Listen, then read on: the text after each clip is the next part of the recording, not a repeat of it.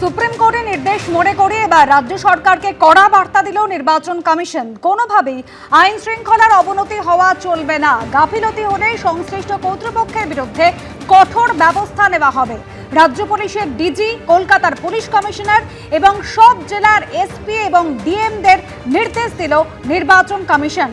রুমা পাল আমাদের প্রতিনিধি রয়েছেন আমাদের সঙ্গে টেলিফোন লাইনে। রুমা, এর আগে সুপ্রিম কোর্টের নির্দেশ ছিল যে আইন শৃঙ্খলা একেবারে নিশ্চিত করতে হবে রাজ্য সরকারকে, নির্বাচন কমিশনের কি নির্দেশ? দেখো, জানিয়ে রাখি যে পশ্চিমবঙ্গে এসআইআর 2026 নিয়ে এবার কড়া নির্দেশ দিল নির্বাচন কমিশন এবং সুপ্রিম কোর্টের নির্দেশের পরই রাজ্য প্রশাসন ও পুলিশের শীর্ষ কর্তাদের উদ্দেশ্যে এই স্পষ্ট বার্তা কমিশনের। জানিয়ে রাখি যে 21শে জানুয়ারি 2026 তারিখে জারি করা চিঠিতে নির্বাচন কমিশন জানিয়েছে যে 19শে জানুয়ারি যেটা 2026-এ সুপ্রিম কোর্টের নির্দেশ অক্ষরে অক্ষরে পালন করতে হবে এই পশ্চিমবঙ্গে। নির্দেশে বলা হয়েছে যে এসআইআর সংক্রান্ত নথি জমা, আপত্তি বা গ্রহণ বা শুনানি হবে গ্রাম পঞ্চায়েত ভবনের প্রতিটি ব্লক অফিসে, প্রতিটি মহকুমা সরকারি দপ্তরের, শহরাঞ্চলের ক্ষেত্রে ওয়ার্ড অফিস, যেখানে মানুষ যেন সহজেই শুনানিতে অংশগ্রহণ করতে পারে সেটা নিশ্চিত করতে হবে প্রশাসনকে।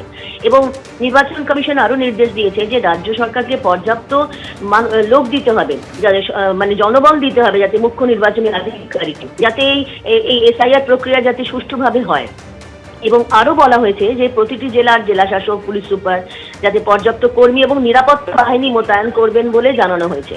এবং এটাও বলা হয়েছে যে রাজ্যের পুলিশ, কলকাতা পুলিশ কমিশনার, সব জেলা পুলিশ সুপার ও জেলা শাসকদেরও কিন্তু স্পষ্ট নির্দেশ দেওয়া হয়েছে কোনোভাবে যাতে কোনো আইন শৃঙ্খলার অবনতি না হয়। এবং এসআইআর সংক্রান্ত কাজ চলাকালীন যদি কোনো আইন বিশৃঙ্খলা ঘটে বা বাধা দেওয়ার চেষ্টা হয় বা প্রশাসনিক কোনো গাফিলতি থাকে সেক্ষেত্রে কিন্তু সংশ্লিষ্ট কর্তৃপক্ষের বিরুদ্ধে কঠোর ব্যবস্থা নেওয়া হবে, এমনটাই কিন্তু জানিয়েছে নির্বাচন কমিশন। এবং অন্যদিকে জানিয়ে রাখছি শুধুমাত্র যে একদম মুখ্য সচিব বা ডিজিকে চিঠিটা দিয়েছে তা নয়, এবং সুপ্রিম কোর্টের নির্দেশ কার্যকর করতে রাজ্যের মুখ্য নির্বাচনী আধিকারিককে চিঠি দেওয়া হয়েছে। একেবারে রুমা, আমি তোমাকে এখানে একটু বিরত করি। অবশ্যই একদিকে যখন রাজ্য সরকারকে ইসিআই চিঠি দিয়েছে, অন্যদিকে জাতীয় নির্বাচন কমিশন কিন্তু রাজ্যের মুখ্য নির্বাচনী আধিকারিককেও চিঠি দিয়েছেন। বিস্তারিত আপনাদের জানাবো। তবে 19 তারিখে অর্থাৎ সোমবার সুপ্রিম কোর্ট ঠিক কি নির্দেশ দিয়েছিল? এসআইআর চলাকালীন আইন শৃঙ্খলা পরিস্থিতি নিয়ে রাজ্য সরকারকে কিন্তু সর্বোচ্চ আদালত আগেই কড়া বার্তা দিয়েছে। সোমবারই কিন্তু অর্ডারে স্পষ্ট লেখা হয় কোথাও যাতে আইন শৃঙ্খলার কোনো সমস্যা না থাকে এবং পুরো প্রক্রিয়া যাতে মসৃণভাবে হয় তা নিশ্চিত করতে নির্দেশ দেওয়া হচ্ছে রাজ্য পুলিশের ডিজি, প্রতি জেলার পুলিশ সুপার এবং জেলা শাসককে।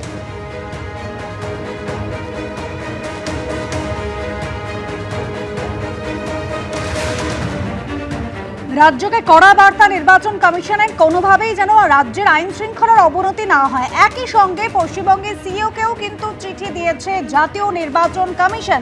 সেই চিঠিতে কি বলা হয়েছে? রুমা পাল আমাদের প্রতিনিধি রয়েছেন আমাদের সঙ্গে। রুমা, সেক্ষেত্রেও কিন্তু বলা হয়েছে যাতে সুপ্রিম কোর্টের যে নির্দেশ দেওয়া হয়েছে সেটা যাতে কঠোরভাবে পালন করা হয়। এবং নির্বাচন কমিশন আরো নির্দেশ দিয়েছে যেহেতু এবং আগামী 24শে জানুয়ারির মধ্যে যাতে লজিক্যাল ডিসক্রিপেন্সি এবং আনম্যাপড যে ক্যাটাগরিতে থাকা যারা ভোটাররা রয়েছে তাদের নাম গ্রাম পঞ্চায়েত ভবন, প্রতিটি ব্লক অফিস, পাশাপাশি শহরাঞ্চলে ওয়ার্ড অফিসে টাঙাতে হবে। এছাড়াও এই দুই ক্যাটাগরিতে থাকা ব্যক্তিরা যাদের নথি বা আপত্তি অনুমোদিত প্রতিনিধির, অর্থাৎ যারা অথরিটি, যারা লেটার রয়েছে প্রতিনিধির মাধ্যমে জমা দিতে পারবেন। সেই প্রতিনিধি বুথ লেভেল এজেন্ট হলেও আপত্তি নেই, এমনটা কিন্তু জানানো হয়েছে। তবে প্রতিনিধির পক্ষে আবেদন করতে হলে সংশ্লিষ্ট ভোটারের স্বাক্ষর বা আঙ্গুলের ছাপসহ অনুমোদন পত্র থাকা বাধ্যতামূলক। এবং আরো জানানো হয়েছে যে প্রতিটি ভোটার তালিকার অংশের জন্য গ্রাম পঞ্চায়েত ভবন, ব্লক অফিস বা ওয়ার্ড অফিসকে নথি জমা বা শুনানির কেন্দ্র হিসেবে নির্ধারণ করবেন মুখ্য নির্বাচনী আধিকারিক। এবং নাম প্রকাশের দিন থেকে সর্বোচ্চ 10 দিনের মধ্যে সংশ্লিষ্ট ব্যক্তিরা সেখানে নথি ও আপত্তি জমা দিতে পারবেন। সব মিলিয়ে সুপ্রিম কোর্টের নির্দেশ মেনে স্বচ্ছতা বজায় রেখেই কিন্তু পশ্চিমবঙ্গে এসআইআর প্রক্রিয়া সম্পন্ন করতে হবে।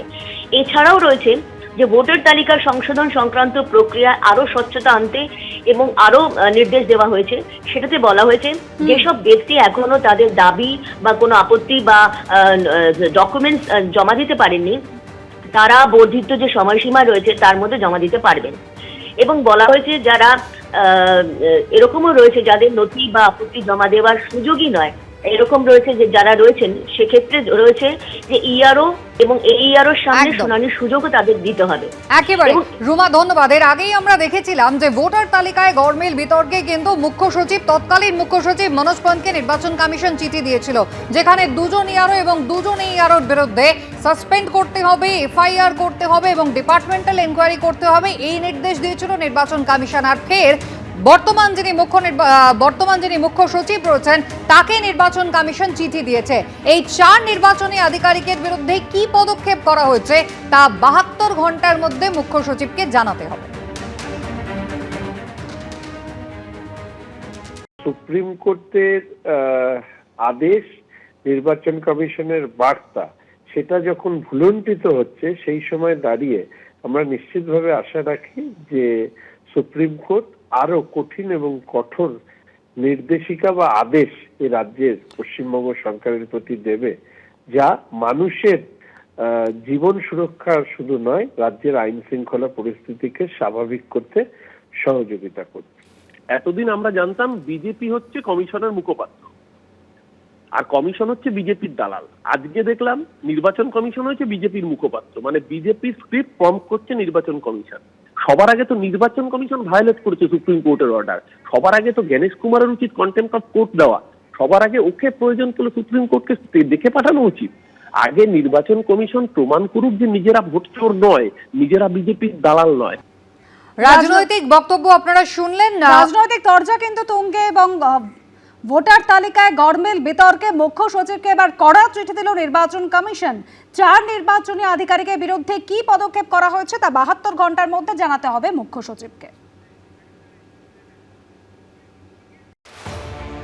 নির্বাচন কমিশনকে না জানিয়ে বিভাগীয় সিদ্ধান্ত, রাজ্যের 4 নির্বাচনী অফিসারের বিরুদ্ধে নেওয়া সিদ্ধান্তকে অবৈধ ঘোষণা করে মুখ্য সচিবকে চিঠি দিল নির্বাচন কমিশন। বেআইনিভাবে ভোটার তালিকায় নাম তোলার অভিযোগে দক্ষিণ 24 পরগনার বারুইপুর পূর্ব বিধানসভা কেন্দ্রের ইআরও দেবোত্তম দত্ত চৌধুরী ও এইআরও তথাগত মণ্ডল এবং পূর্ব মেদিনীপুরের ময়না বিধানসভা কেন্দ্রের ইআরও বিপ্লব সরকার এবং এইআরও সুদীপ্ত দাস, এই 4 জনের বিরুদ্ধে এফআইআর করতে বলেছিল নির্বাচন কমিশন। 5ই অগস্ট এ নিয়ে মুখ্য সচিবকে চিঠি পাঠায় নির্বাচন কমিশন। যদিও তারপর অভিযুক্ত অফিসারদের পাশে দাঁড়িয়ে নির্বাচন কমিশনের বিরুদ্ধে সুর চড়ান মুখ্যমন্ত্রী। কালকে আমার 2 জন অফিসারকে নোটিশ পাঠানো হয়েছে কিনা তাকে সাসপেন্ড করা হলো। আমরা বলি তোমার ইলেকশন এখন ডিক্লেয়ার হয়েছে, কোন আইনের বলে তুমি নোটিশ পাঠিয়ে দিচ্ছ? ইলেকশনের অনেক দেরি আছে, 8-9 মাস দেরি আছে, এখন থেকে সাসপেন্ড করতে শুরু করেছেন হরিদাস সব, কৃতদাস সব। এরপর 8ই অগস্ট অভিযুক্তদের বিরুদ্ধে ব্যবস্থা নেওয়ার জন্য সময় বেঁধে দিয়ে চিঠি দেয় নির্বাচন কমিশন। তাতেও কাজ না হওয়ায় দিল্লিতে ডাকা হয় তৎকালীন মুখ্য সচিব মনোজ পন্তকে। টানাপোড়েন সেখানেও থামেনি। এরপর দক্ষিণ 24 পরগনা ও পূর্ব মেদিনীপুরের জেলা শাসককে এফআইআর করার নির্দেশ দেওয়া হয়। কমিশনের সেই নির্দেশও কার্যকর করা হয়নি। সম্প্রতি রাজ্যের মুখ্য নির্বাচনী আধিকারিক বা সিইও দফতরে চিঠি দেয় রাজ্যের স্বরাষ্ট্র দফতর, যেখানে বলা হয় ওই 4 আধিকারিকের বিরুদ্ধে এফআইআর এর নির্দেশ প্রত্যাহার করা হোক। লঘু অপরাধে এত বড় শাস্তি দেওয়া ঠিক নয়। সিইও দফতর থেকে সেই চিঠি জাতীয় নির্বাচন কমিশনের দফতরে পাঠানো হয়। তারই প্রেক্ষিতে এবার মুখ্য সচিবকে জাতীয় নির্বাচন কমিশনের এই চিঠি, যেখানে বলা হয়েছে 4 নির্বাচনী অফিসারের বিরুদ্ধে নেওয়া বিভাগীয় সিদ্ধান্ত অবৈধ। নিয়ম অনুযায়ী বিভাগীয় সিদ্ধান্ত চূড়ান্ত করার আগে নির্বাচন কমিশনের সঙ্গে পরামর্শ করা বাধ্যতামূলক। এক্ষেত্রে তা করা হয়নি। সংশ্লিষ্ট কর্তৃপক্ষ নির্বাচন কমিশনের সঙ্গে পরামর্শ না করেই সিদ্ধান্ত নিয়েছে। তাই এই সিদ্ধান্ত প্রক্রিয়াগতভাবে ভুল এবং গৃহীত নয় বলে গণ্য হবে। পাশাপাশি চিঠিতে বলা হয়েছে 4 জন নির্বাচনী আধিকারিকের বিরুদ্ধে কী পদক্ষেপ করা হয়েছে 72 ঘন্টার মধ্যে তা মুখ্য সচিবকে জানাতে হবে। এমনকি কেন নির্দেশ কার্যকর করা হয়নি সে বিষয়ে রিপোর্টও চেয়েছে নির্বাচন কমিশন। 24শে জানুয়ারি বিকেল 5টার মধ্যে সেই রিপোর্ট জমা দিতে বলা হয়েছে। রুমা পাল, রাজীব চৌধুরী, সমীরণ পালের রিপোর্ট, এবিপি আনন্দ। এবিপি আনন্দ, এগিয়ে থাকে, এগিয়ে রাখে।